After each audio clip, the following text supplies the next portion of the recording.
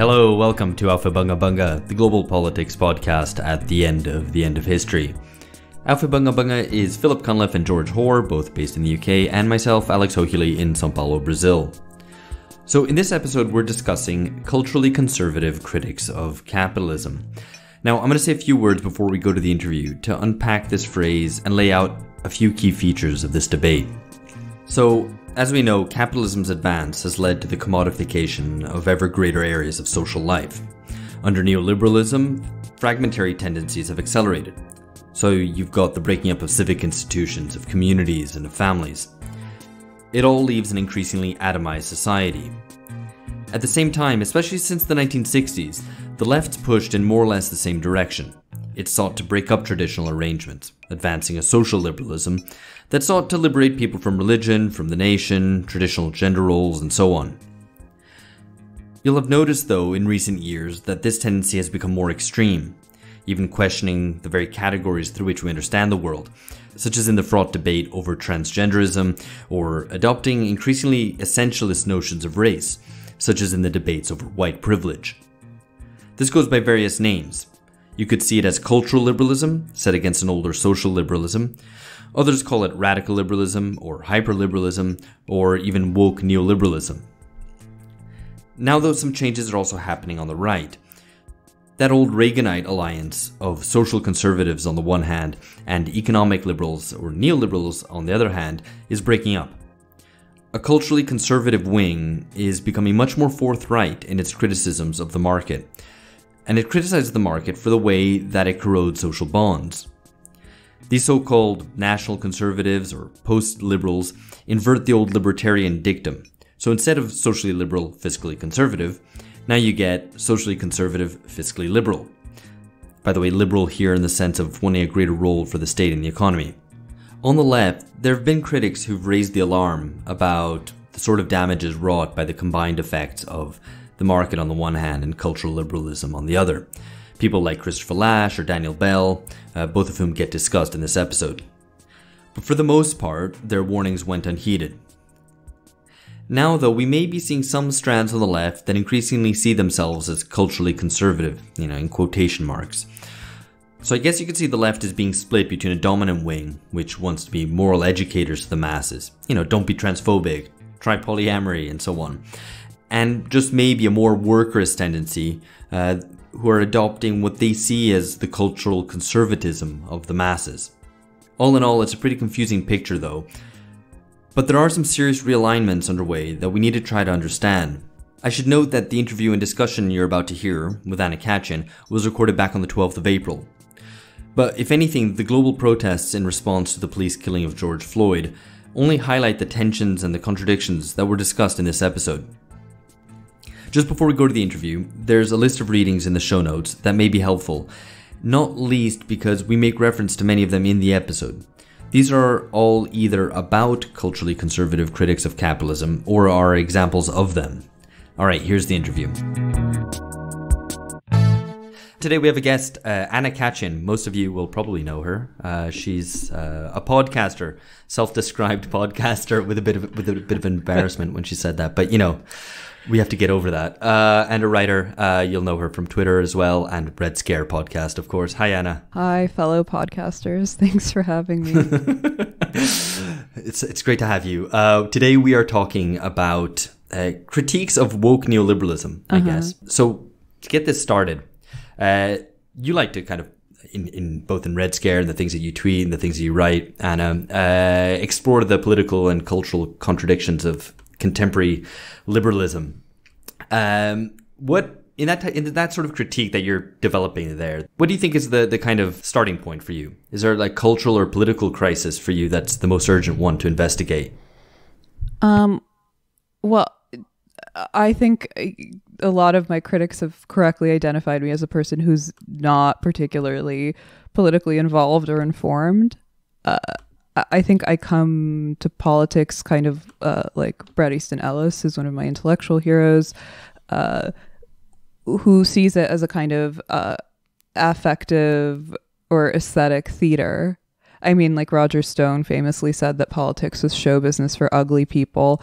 And you see this like weird inversion taking place now where not only has politics become a form of culture or entertainment, but the culture itself has been politicized for better or worse. I think for worse. And I think like, you know, the only way that people can access certain kind of grand cultural conversations or narratives is through politics. I think that's a really good way to put it. Culture has assumed an ever larger role, I guess, in our contemporary societies, to the extent that a lot of things that we think are political are often just culture wars. And the kind of return of politics in many cases that we've experienced over the past, decade, in many ways are actually just kind of cultural polarizations, like which camp do you sit in, which aren't necessarily, it's not really class politics, it's not traditional ideological politics, but it's a lot of dissensus and division based on real kind of cultural boundaries and the policing of those cultural boundaries. So I mean, what we're interested in doing obviously is trying to tease out what the real politics are from all this cultural crap that goes on. And I'm going to go to Phil, because Phil has an interesting list of what he sees as some contemporary, maybe socially conservative critics of contemporary capitalism. So I suppose to map out some of what's happening on the right, to parallel the new kind of conservative cultural critics on the left, there's a great article in the New Statesman on the new intellectuals of the American right, and some of this, some of this has filtered over here in the UK, but some of it is very kind of strange and internal to America itself. A lot of it is, so some of the names, one point that's made in the in this article is that the big names of the American intellectual right, Friedrich Hayek, John Locke, Milton Friedman, Ayn Rand, and Adam Smith, they're out. And the ideas of Carl Schmitt, James Burnham, Michel Houellebecq, the French novelist, and Christopher Lasch, the American sociologist, are the ones that are in. And some of the authors on the American right that are associated with this shift are Patrick Deneen, who's written a book called How Liberalism Failed, I think. Is that what it's called? Yeah, Why Liberalism Failed. He's a political scientist at the University of Notre Dame. But there's others as well, and not just kind of academics, but also obviously Rod Dreher, who's the senior editor of the American Conservative, and also Tucker Carlson, who's the Fox News host, and apparently very close to Donald Trump, and has also been has been known for his criticisms of America's permanent wars, defending Bernie Sanders, making the case for Medicare, and also bigging up some of Elizabeth Warren's policy proposals.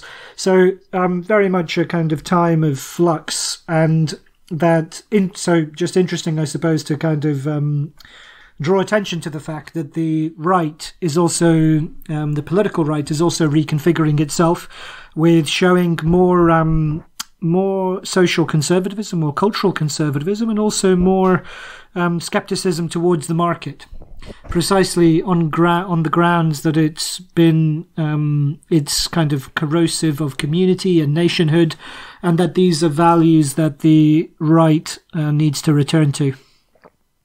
No, that's a really good list, and actually we're going to provide those names in the show notes for listeners who want to chase them up.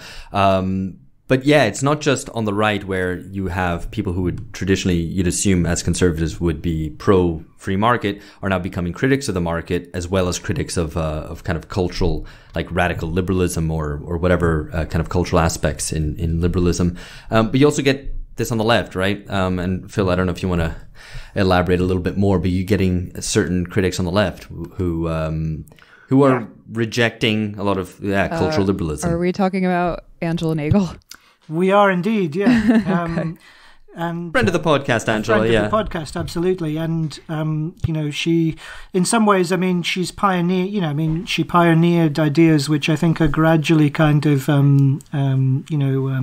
creeping in and becoming more kind of talked about and so on, and earned such a tremendous amount of bitterness and hatred from the left a few years ago for even daring to say a few of the things that she did. And she was very brave and took a lot of flack for it. But Angela Nagel would obviously be the standout figure. But then there's also the Blue Labour phenomenon in the UK. which is centered around a number of people, but most notably Maurice Glassman, who's a Jewish member of the House of Lords. He was appointed by the former Labour leader Ed Miliband, and he's the kind of intellectual core of the Blue Labour movement, who are trying to restore an older vision of the British left, which is more socially and culturally conservative and economically left-wing. And they're trying to forge a new vision which combines those values of being collective, welfarist, communal, in defence of nationhood, patriotic, as well as supporting state intervention in the economy and industrial policy, tariffs, and being opposed to globalisation and the free market.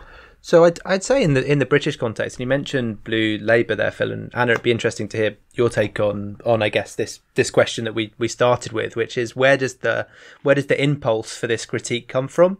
And I think with the case of Blue Labour in particular, you can see it's a communitarian one above all, I'd say. So it's starting from a felt loss of community, and a question of how do you reconstruct community? How do you kind of, all those things that have been undermined by the acid bath of the market in the last 40 years, how do you start to rebuild those things? So yeah, I think that in the British context, that's quite clear.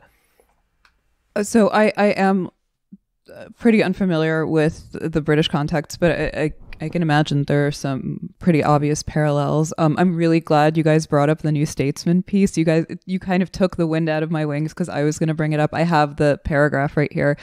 I was reading it, came out on April 7th, and I nearly spit out my coffee because, here's an article talking about Michelle Welbeck, Christopher Lasch, among others.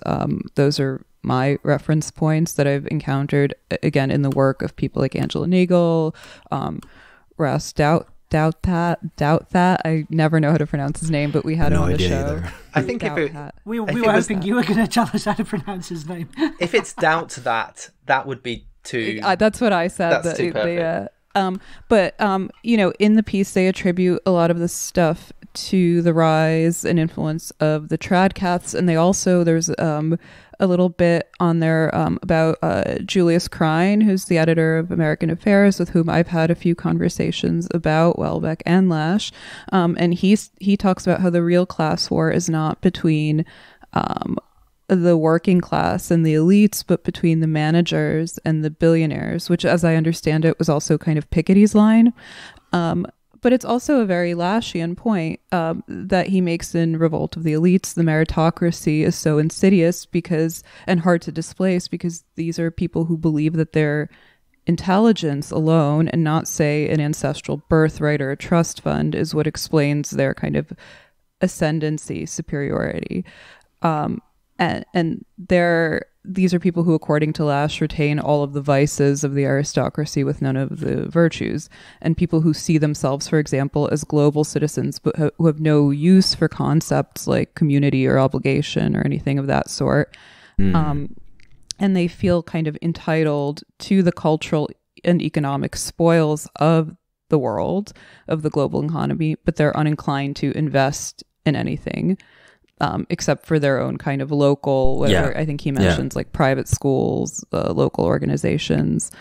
And he talks about how this is essentially a parody of democracy. And it's strange because you take a journal like American Affairs, which is legitimately interesting, not only because of the obvious quality and variety of its roster, its writing, or for its aesthetic, which is like a return to this kind of dignified masculine vibe.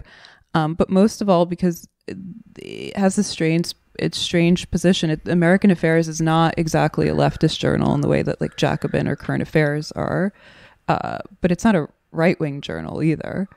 So maybe just to bring it back a little bit, that point about managers versus billionaires and that kind of what's the split. We had an episode a couple of months ago about Christophe Guilly, who's a French sociologist who's written this book, Twilight of the Elites, and he's extremely cutting about what he calls the new bourgeoisie. They have this doctrine of openness, and they have all kinds of forms of control over the city and over politics. And he's extremely cutting on their ethical and their kind of moral approach to politics. But I guess the question is, what is it a kind of response to this setup or this kind of division? Well, so who are these kind of more cultural critics speaking on behalf of? I guess. I mean, I think that here's the thing. It's like Julius Krein is absolutely right that the kind of real cultural war on some levels between managers and billionaires. I really love this quote that a friend of mine had that I've sort of adapted and adopted, that the real kind of culture war is between people who can tolerate moral ambiguity and those who demand epistemological certainty. But on some level, you can frame this in another way altogether and say that the war is no longer between left and right. I mean, you have figures like Angela Nagel and Tucker Carlson that defy the idea of strict binaries. I reject the hypothesis, to quote Quentin Tarantino, that there is a left and a right anymore.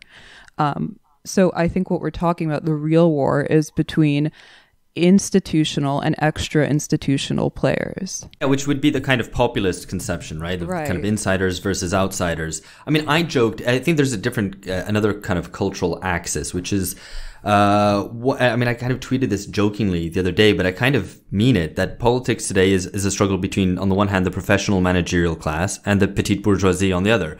So you have people who work in NGOs or in offices or whatever, and who are maybe more culturally liberal. And you have the petite bourgeoisie, you know, small business owners, especially out in the provinces, who are more culturally conservative. And that is, those two faces of the middle class are the kind of, is one of the main polarizations that we have today. Meanwhile, the super rich are kind of fine with it. They might take sides in that struggle, or they might not. And largely speaking, the working class is not involved, not mobilized, not involved Right. in politics.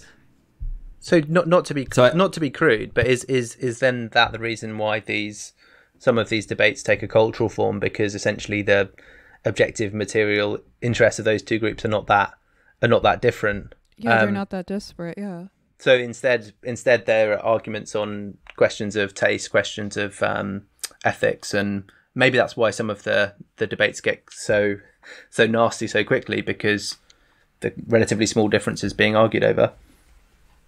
Yeah, and we're talking about the kind of professional, managerial, kind of global elite urban class that has a sneering contempt for what it perceives to be the working class, but is really probably more accurately the petite bourgeoisie. And yeah. I mean, look, you had this with Corbyn.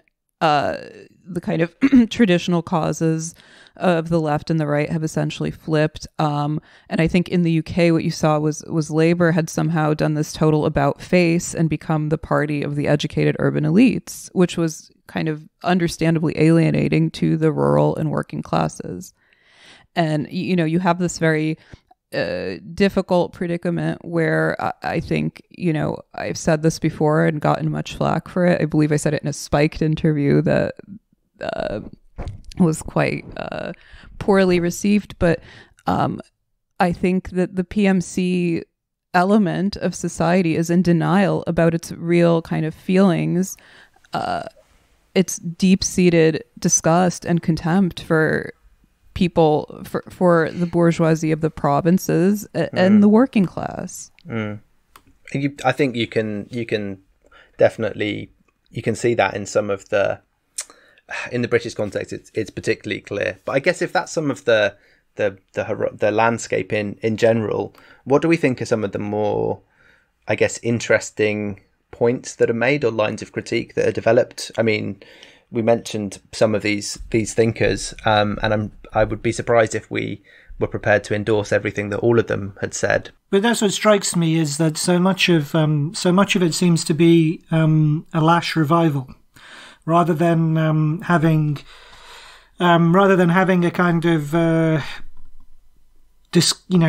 kind of forming or crafting something which is fully of the moment. It's more living through or retrospectively seeing the vindication of what Lasch predicted in Twilight of the Elites, the withdrawal of the elite kind of geographically, politically, socially, economically, as they extricate themselves from all the kind of common institutions of the nation and allowed all of those common institutions to degrade. And So, I mean, notwithstanding the thinkers that we've mentioned earlier on the American right, I'm not sure that there is as much, that there is, a lot of it seems to me to be kind of froth on the top of thinkers who come from the past. And Patrick Deneen's book, which I've read, Why Liberalism Failed, it's well written, but I mean, it doesn't have much, if that's the best that the American right can come up with at the moment, then, they're in real trouble. Because it's kind of, it's this meandering complaint, a lot of it about, the groundwater is polluted, our children are spending all their time on mobile phones, and political liberty is being eroded. It mixes together the most kind of bizarre, complaining, pissing and moaning about cultural and social decline with genuine, substantive political concerns about the structure of the American state, the relationship of the state to its citizens, and so on.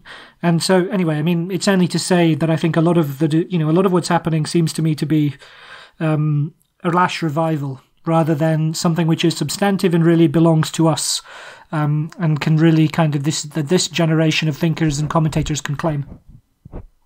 I absolutely agree with you. It's actually really stunning, and it almost has, I don't want to say it has a nefarious cast, but there is something kind of sinister and uncanny about the revival of Lasch. I think the thing is that Lasch has been so thoroughly forgotten. So now you see guys like David Brooks and Ross Douthat rehabilitating him under our noses in this very quiet, subtle way. So, for example, a couple of months ago, if any of us can remember that far back, David Brooks had a long read in The Atlantic called "The Nuclear Family Was a Mistake," in which he describes the nuclear family as a relatively short-lived phase of human civilization and outlines the cultural and economic factors leading to its decline. Now, Brooks, of course, is no leftist or antinatalist. He's not actually advocating for the decline of the nuclear family, but for the return of greater intergenerational connectivity. He talks about how economic trends have led to this revival of the extended family because children are moving in with their parents and seniors are moving back with their children. But of course, he has to admit in this somewhat kind of sad and backhanded way that this is due not to people voluntarily seeking out connectivity or family, but because of the fact that on the whole, people are more economically precarious and unstable. What struck me about that piece at the time was the totally Laschian tone.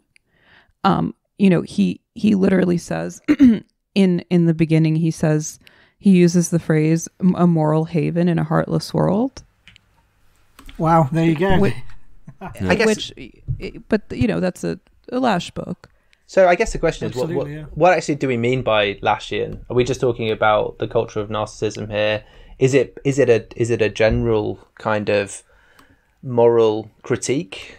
What's the what do we? Yeah, go on. Sorry. I mean, I think Lasch, like all great critics, was basically expert, unprecedented at diagnosing the reality, but could offer really no meaningful way out. I mean, you see this problem.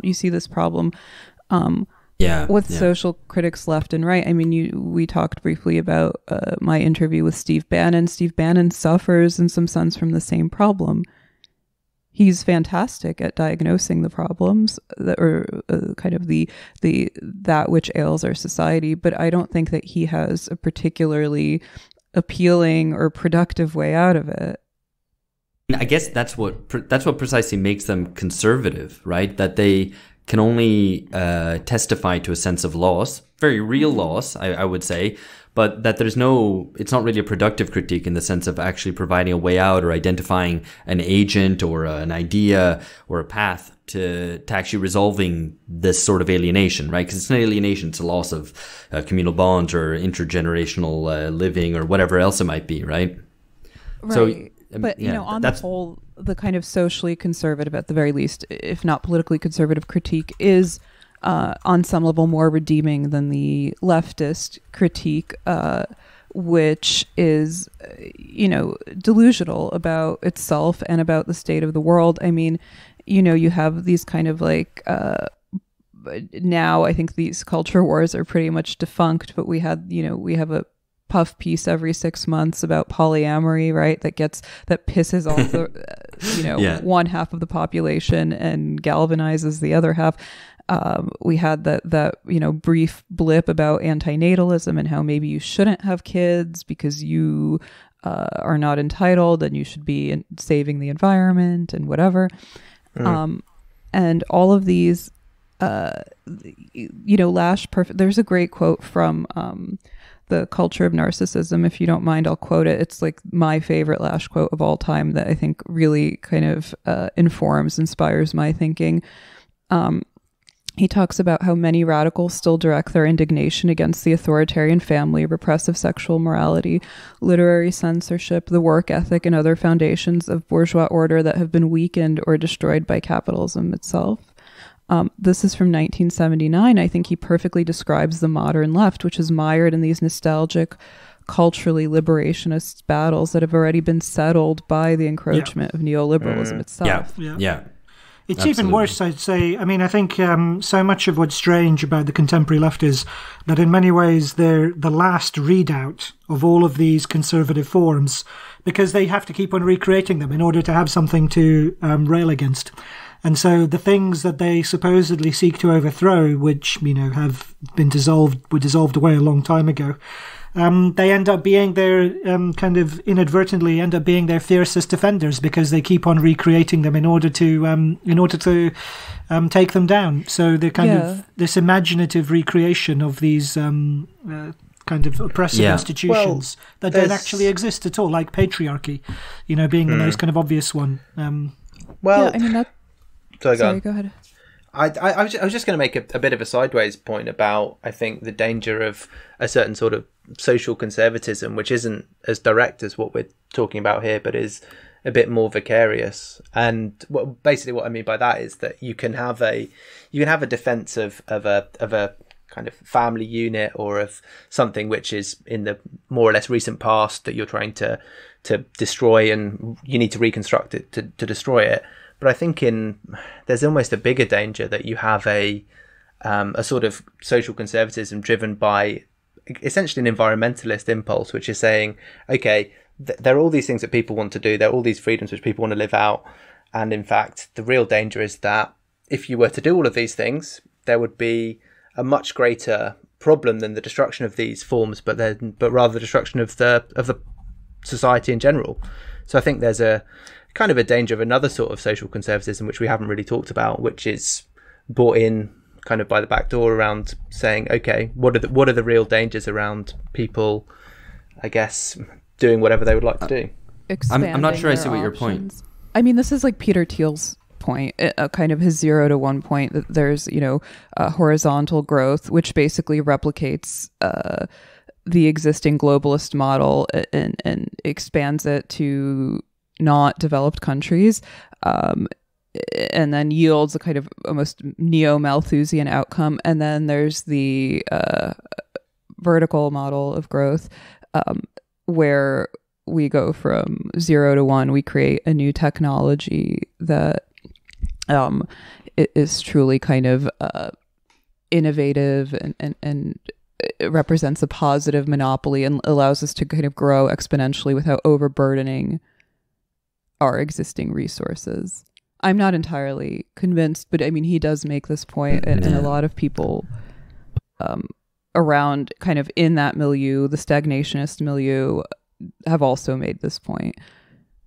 It seems to me that is a product itself of capitalist stagnation rather than any particular capitalist dynamism. And I think actually I hadn't really thought about it in these terms, but that might also provide a little bit of a key into understanding what's going on today, because there's a lot of the reaction against contemporary capitalism, especially at the kind of cultural level, is like, oh my God, things are spiraling out of control. Things are moving too fast.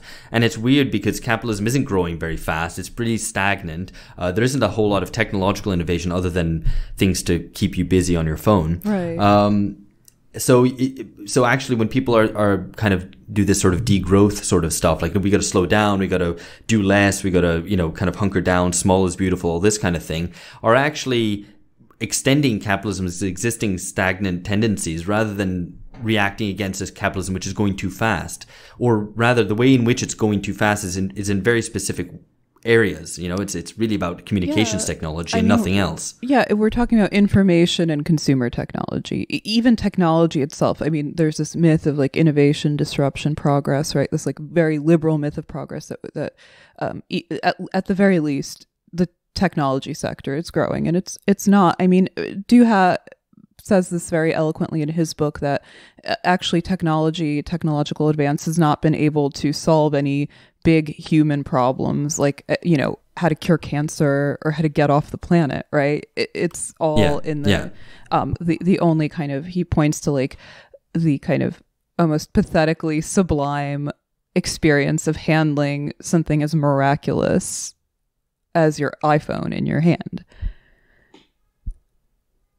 But it seems like everything that kind of like Laschian adage that we're busy rebelling against problems that have been solved for us by kind of the processes of advanced capitalism itself. I mean, all of it, feels to me like a basically moral racket of people supposedly fighting these emancipatory battles, but really rationalizing their material and spiritual immiseration after the fact. It's really interesting because, back to David Brooks, in this essay, he does eventually end up quoting Lasch, but very, very much later on. He calls him an intellectual historian. He mentions, he quotes him as noting in the late 1970s that the American family didn't start coming apart in the 1960s, that in fact it had been coming apart for more than 100 years. And he chooses this rather bland quote that could really be attributed to any social or cultural critic of that time, and isn't particularly representative of Lasch as a writer and a critic. And what I've seen kind of on a historiographic level is people smuggling Lasch in and kind of repackaging his insights as their own. And I don't suspect any foul play necessarily, but I think, somebody like Duha does a very similar thing. He wrote this book, The Decadent Society, How We Became Victims of Our Own Success, which, basically argues in the fashion of someone like Edmond de Goncourt that we are literally dying of civilization.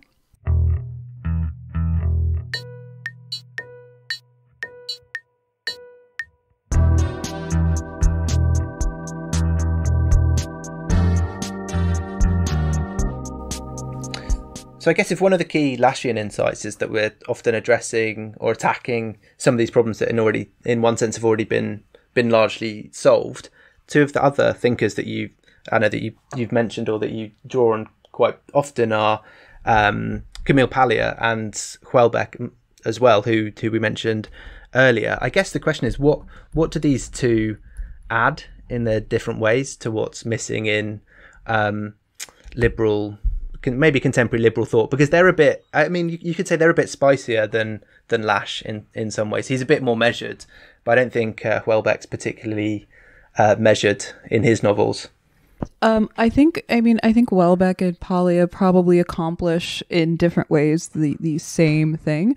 Houellebecq sort of by example as a fiction writer, and Paglia explicitly as a cultural critic.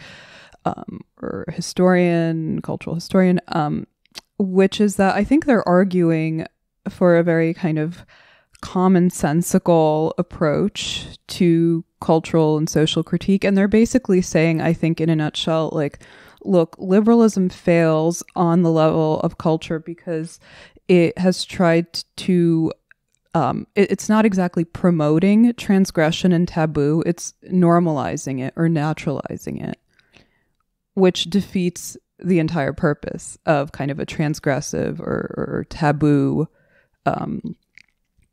like the entire idea of it, if that makes any sense. So it's about the failure of transgression to be transgressive. Yeah, because it's something that it's something that can't be kind of normalized, right, within culture at large. It has to exist on some level, even if you're promoting it, as Houellebecq does, but not quite. or he does kind of through the lens of his characters, and oftentimes it's one of the problems that like Angela Nagel, for example, suffers from, where, merely through description, she's guilty of endorsement sort of thing. So I think people conflate Welbeck, the author, and his kind of bachelor, comfortable bachelor bureaucrat protagonists. Which are, I think, actually often quite similar across the novels. I mean, I do like his books, and I think I've read all of them, or almost all of them. They do have that kind of compelling repetitiveness. But Alex, I think you had something on Daniel Bell, to bring another name into the mix. Yeah, I think we have to throw Daniel Bell's name into the ring. I mean, Daniel Bell was a critic writing around the same time as Lasch, in fact, probably earlier. Daniel Bell described himself as a socialist in economics, a liberal in politics, and a conservative in culture. And his cultural contradictions of capitalism is really to the point here as well. I mean, he also makes the point that the liberals won and have to pretend that they're an oppositional culture when they no longer are.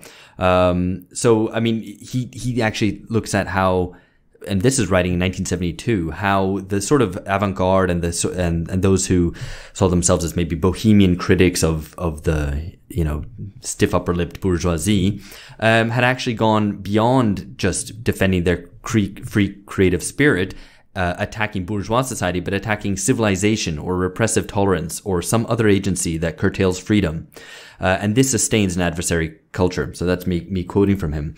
But he points out that the protagonists of the adversary culture, right, of the counterculture as it was called in the 60s and the 70s, despite their sincere and avowed subversive intentions, do substantially influence, if not dominate, the cultural establishments today, i.e., the outsiders have become the mainstream. So, today there isn't any more outside from which to critique the kind of cultural establishment or traditional cultural mores, because those have all been blown apart. So, Daniel Bell was making the point already in 1972. And in the same way that, you can go back and read Lasch and you feel like he's describing today. And it was only the fact that actually those tendencies were already going on in the kind of mid-post-war period, and that they were early critics of it. So he makes the point, the anti-bourgeois has won. So antinomianism and anti-institutionalism rule, which is to Anna's point about, whether you're kind of defending institutions or you're kind of outside them. And that is often one of the main cultural dividing lines or cleavages that you find today. So, and just to connect it to one other point, there's, I forgot who makes the point. I think it was the Douthat book, which is how we're victims of our own success. Yes. That's just Daniel Bell repeating again, because he pointed out in the 60s that the counterculture stood against the old Protestant ethic that had built the United States, that had built capitalism, whatever. You can buy that argument or not. But the point is that Bell already at that point saw that it had already gone. That old Protestant ethic had already been demolished, that there were only vestiges of it left, and that it's mainly used by the counterculture today to moralize against. But it doesn't actually exist. That, tradition has been destroyed already by capitalism's progress itself.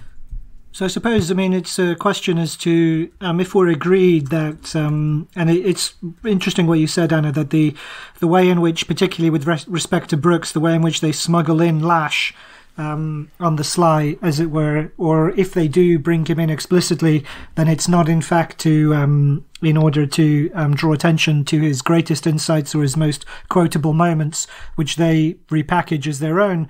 And I'm sure you're right. Then a lot of it, I'm sure, is inadvertent more than a kind of a conscious effort to downplay his influence. But I suppose it raises the question as to why I guess they and us are lacking in sufficient intellectual originality and creativity of our own. Or whether there's anything new, or whether in fact that Lasch and Bell and others are sufficient to describe what's happening, or if there's things which escape their grasp. There's a lot that I can say on this question. I think that it actually comes the closest to answering this question inadvertently. If you look at his book, he's talking about that, in addition to economic stagnation, right? So the flatlining of growth in every sector but technology. And like we said, within technology, mostly information, consumer technology. He talks about how we're also witnessing cultural and institutional sclerosis. And this is beyond just like the point that someone like Mark Fisher made, right? That cultural forms of production like music, art, movies are trapped in this hamster wheel, like increasingly compressed cycles of nostalgic revivalism. But it's interesting that just like Lasch, he introduces, so Lasch, right, in 79 introduced his book, The Culture of Narcissism, with an essay from 1976 in The Narcissist Society.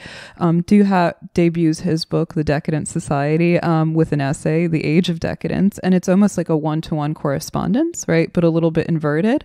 And again, the spirit of the book, if not the tone, is totally Laschian. Or I'm not familiar with David Bell, but I'm assuming he's plucking from there too. But again, he only cites him, much like Brooks, only kind of casually or peripherally, as just another one of my many sources, right?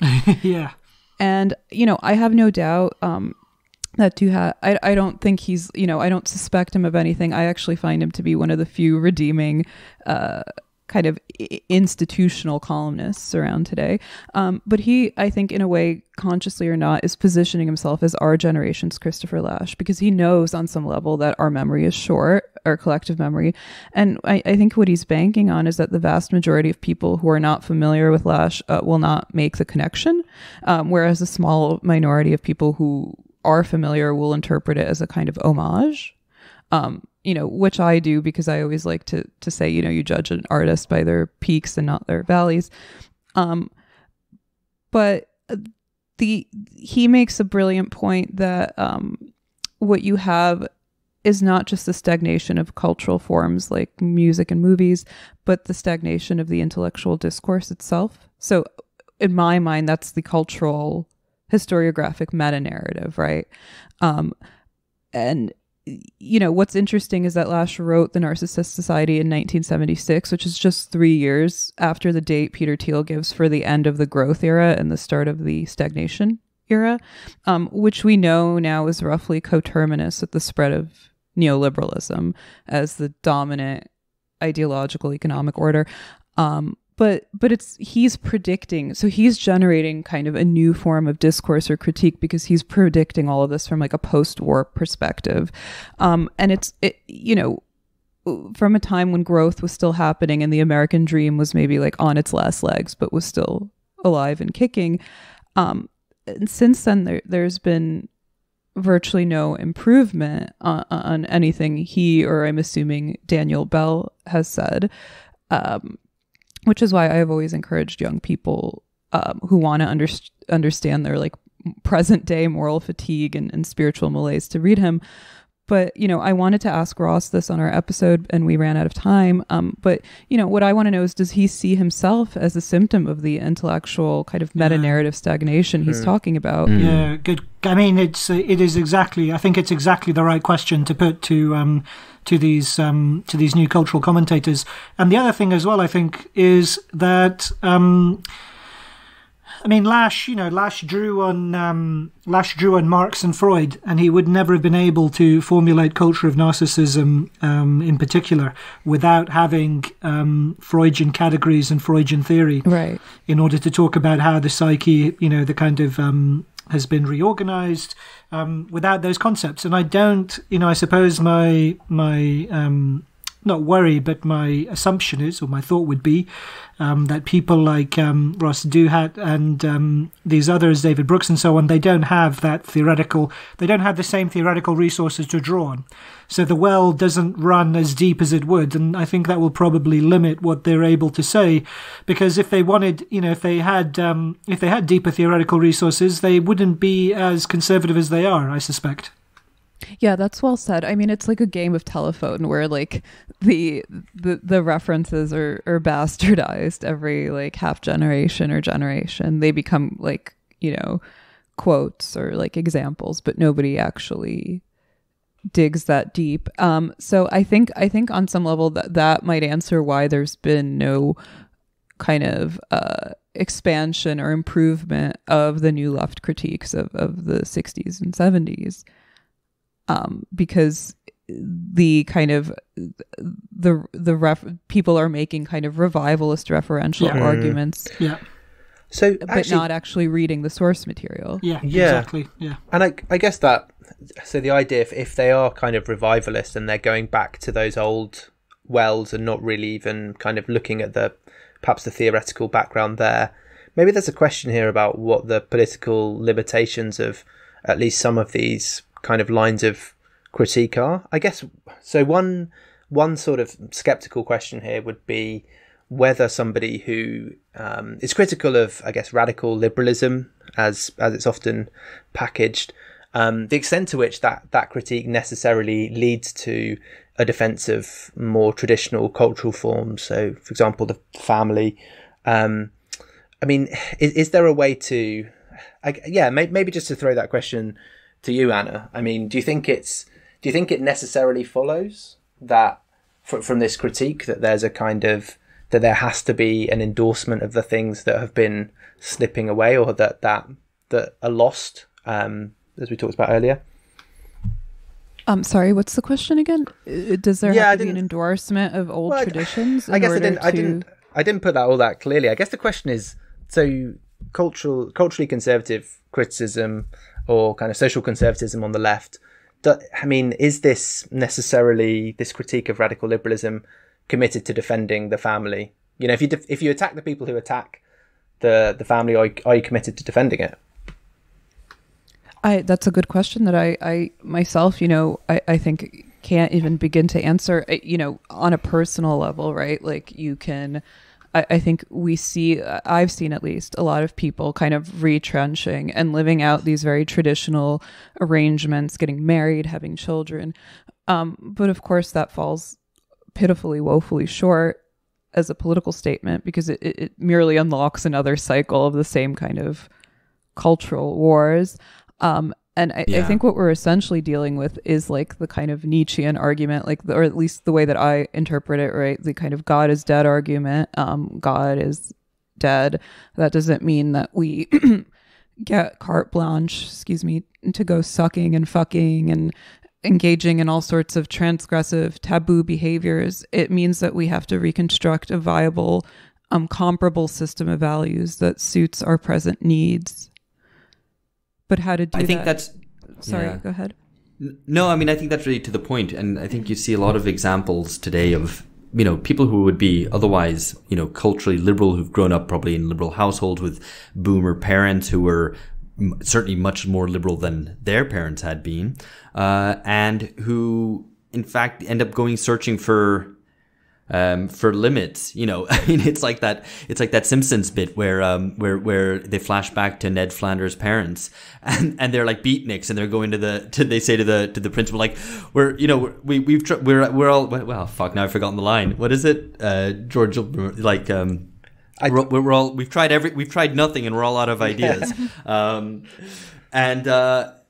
people going out with this world in which everything is permitted, don't hurt other people, don't be too much of an asshole, but basically there's no more substantial moral guidance than that, end up kind of looking for, maybe some authority, looking for daddy, right? And you find that I've even been struck with this with the lockdown, the kind of enthusiasm for the lockdown and for governments to take action, because here finally is someone saying no, in contrast to, 9/11 happens, George Bush says, keep shopping, keep enjoying yourselves. And that felt so, morally insubstantial at the time.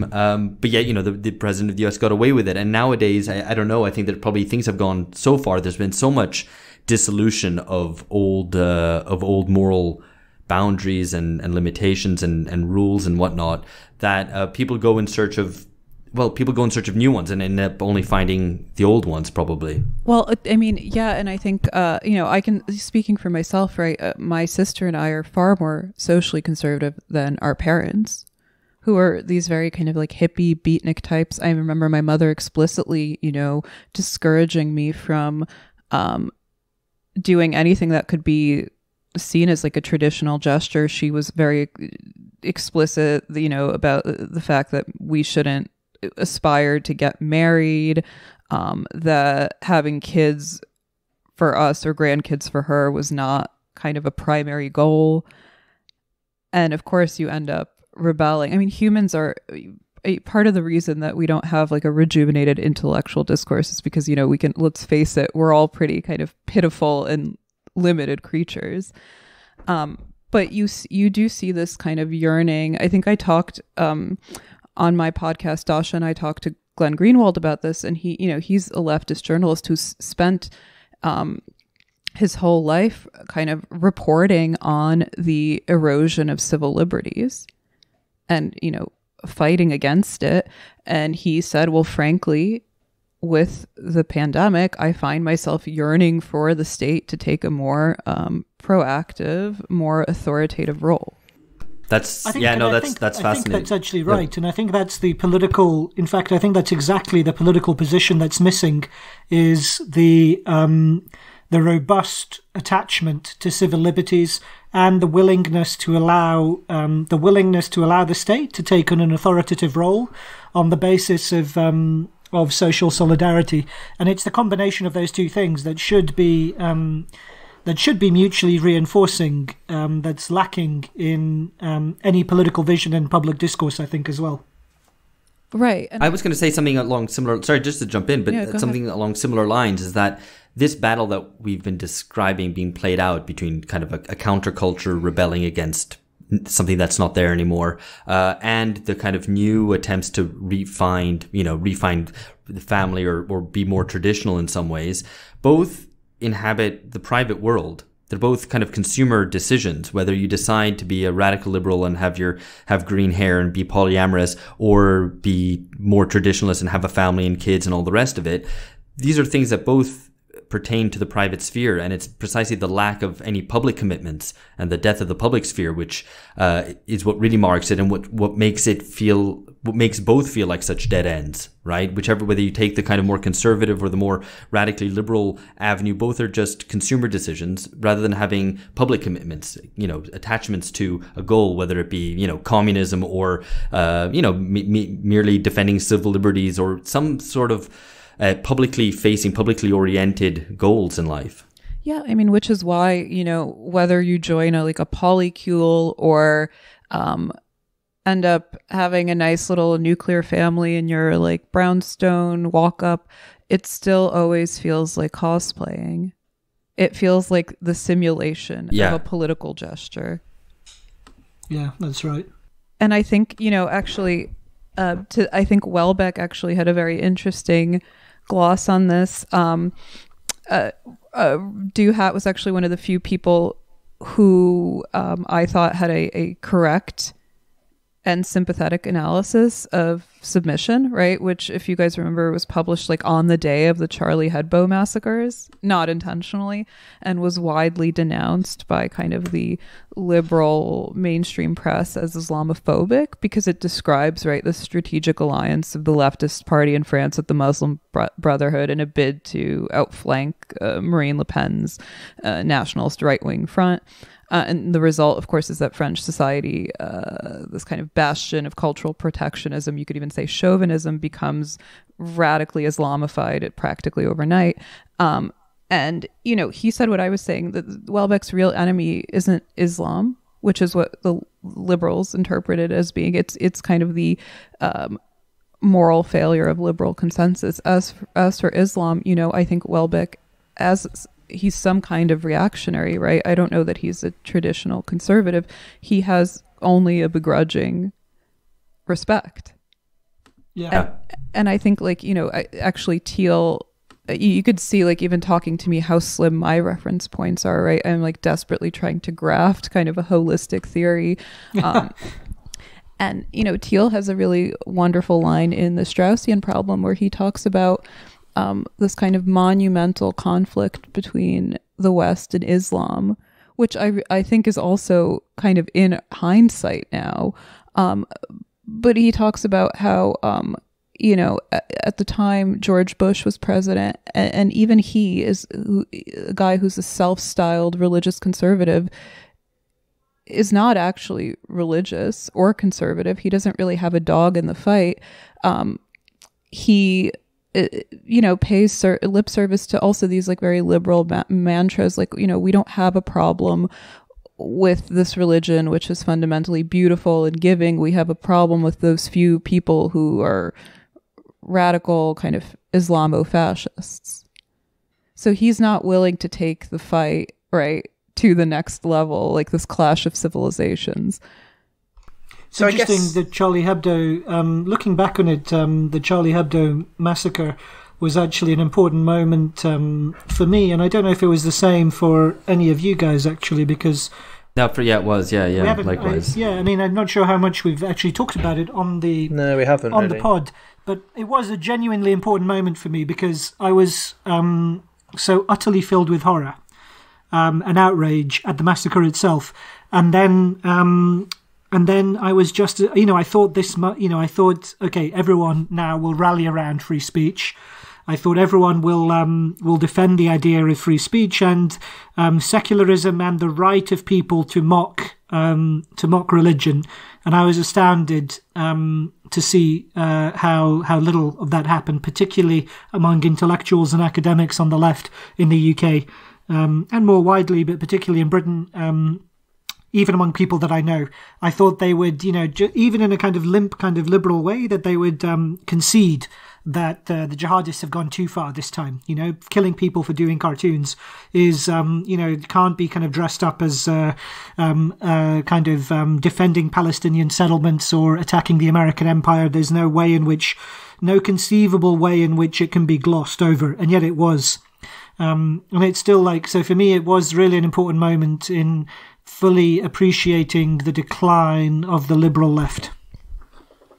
Yeah, and on the other hand, once you kind of denounce your enemy or your opponent, you become just like them, as Thiel argues. But there is, I think, the kind of grinding, limp discourse that we're faced with now has to do with this kind of fundamental lack of conviction or commitment, because the fact of the matter is that convictions for the most part are rather unpleasant and unpalatable because they're exclusive. They imply the exclusion of something else on some level. Yeah, I think conviction is a word that was actually popular in the British New Left in the late 50s, early 60s, but not to kind of go down that rabbit hole, perhaps. I guess because there's a more pressing question, I think, which is essentially, so we've been talking about social conservatism on the left, and obviously whenever you're talking about cultural kind of concerns, there's always the question, well, how does this relate to other sorts of politics? Specifically, what's the role of class here? Is it possible for us to kind of go back to the kind of good old-fashioned class politics of post-war Western Europe? What is actually, or has that ship sailed? What is actually this strand of left thought as far as it exists? What are its aims and what are its prospects? I'm probably not the right person to ask about that. I think there will be some sort of revisiting or reckoning now, especially with the failure of the Bernie campaign. But I think if we're talking about a return to class politics, that necessitates some very kind of ruthless and kind of necessary self-critique on the part of the left, which, to my mind, has completely abandoned any of its class-based principles. Yeah, and they're incapable of that kind of degree of honesty and accountability, I think, as a whole. Which is scary, yeah. Yeah, absolutely. And I think that the culture stuff is actually a cheap attempt at a shortcut, which I think won't work. What I mean by that is that, the left, as, Piketty has demonstrated, most voters of the left, the left has become, especially the center left, has become the party of the educated. And in certain cases, even the educated and the relatively wealthy, which is a complete turnaround and a complete inversion of the previous relationship which obtained in the 1960s, 70s and onwards. So with that, and, the left feels itself distant from the working class. The working class seems to be slipping through its fingers and going off and supporting populists or not voting at all or whatever it might be. and people feel that there's a cultural gulf between the left and what should be its social base. And one way they try to do that, and we mentioned the example of blue labor towards the beginning, is to meet the working class halfway, or to try to approach it through a kind of cultural traditionalism, because it feels that the reason that broadly speaking, the masses aren't interested in what the left is selling is because the left is seen as too culturally elitist, too metropolitan, and so on, and needs to become more, for quote unquote, authentic.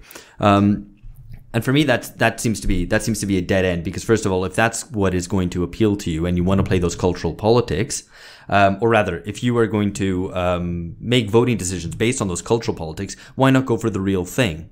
Right? Why not vote for the traditionalist right? What is the left offering? The left would respond, presumably the advocates of this sort of approach would respond, but we're against the market. We're not free marketeers, which is the stuff that is, dissolving the basis for your life, deindustrializing, precaritization, and so on, family breakdown and whatnot. We're gonna have a real communitarian response. Now, my thing is that the right is beginning to change too, and the right itself is also going to start abandoning free market neoliberalism. So, for me, that's a dead end, I think, from the left's perspective. What does it mean that a guy like Tucker Carlson is basically to the left of the rose emoji crowd on issues like unchecked individualism and unchecked immigration? Right. And listen, I'm not singing Tucker's praises necessarily. I don't know. A lot of people are like, well, he's just he's just doing his bit. This is all manipulation. He's not sincere. But even so, he's kind of diagnosing a reality that exists. And right now, the left has to be completely upfront, kind of honest with itself about whether it actually believes in democracy, and democracy is referendum, right? Popular referendum. And we saw what happened in the UK when they had a popular referendum. Right. So it turns out, right, that the working classes, the rural population votes it kind of in contradiction with present day leftist imperatives. But then you have to ask, well, whose failure is that? Like, you take something like the Bernie campaign, which is like profoundly, shockingly disappointing to a lot of people. I think that we could have saw it coming. Bernie came in this time around with a lot more energy, a lot more momentum, and he softened his line on so many things that made him stronger. He started peddling this kind of like woke apologia. He refused to really talk about the open borders issue, which he had previously deemed a Koch brothers proposal, right? Yeah. I cannot disagree. You cannot possibly dispute that he was rat fucked every step of the way by Democratic political operatives and the mainstream liberal media, who did not want him in office. But, now that's the game. Right. But, what do you attribute the bulk of his failure to? I think there's a awesome lack of self-reflection within the Bernie campaign itself. Yeah. I think absolutely. It's going to be a long post-mortem, and hopefully an important one. I guess this is one of the main contradictions or problems that the left is facing at the moment. As Nancy Fraser kind of outlines it, you have recognition and you have redistribution or distribution. You have kind of claims of identity and claims of a material nature, and it's often these two things have been in conflict recently. Yeah, I guess I think my last point would be to advocate for kind of independent thought. I encourage people to draw their own conclusions and to engage in radical self-reflection. A lot of people come and say to me like, well, why do you hate AOC so much? Or why are you so tough on Bernie when these people are on our side? They're our allies. That's what these guys ask me all the time. Thank you, Anna. It's nice to have an ally for a change too. Yeah. But look, exactly. I don't hate anybody, but you have to be, if the leftist project is to succeed, you have to be more critical of AOC than Tucker Carlson. Absolutely. Because if she's on our side, right? Yeah. To me, it's a no-brainer. And, I noticed, I said this on another podcast recently, I noticed that the so-called, dissident left dissident right, you can re-record that. The guys on the dissident right on Twitter were having a field day for weeks, for months now, because they've been kind of talking about they've been kind of critical of the Bernie campaign from day one, and to them, Bernie was always like a plant or a psyop, right? Who was created by this DNC to siphon, to funnel money back into their coffers, right? By peddling this populist message. I don't buy that. My cynicism has a limit. But what I do totally believe, and which is totally not far-fetched, is that his upper management, many of whom were former DNC people, in fact, as I understand it, were part of establishment Democratic campaigns, were probably receiving directives from some shadowy source that had nothing to do with the interests of the Bernie campaign. So I think my point is that there's a great deal of potential here now, that Bernie's loss need not be a collective loss. There has to be a figure who takes up Bernie's torch, who is more young and energetic and not afraid to go for the jugular. Unfortunately, it's not going to be me because I was not born in the United States.